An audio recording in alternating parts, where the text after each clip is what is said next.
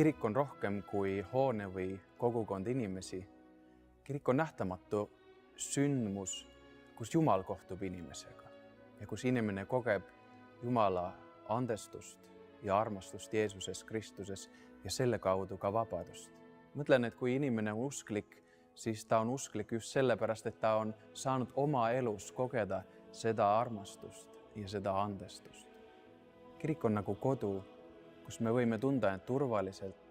Me ei pea kartma, et keegi meid hukka mõistab.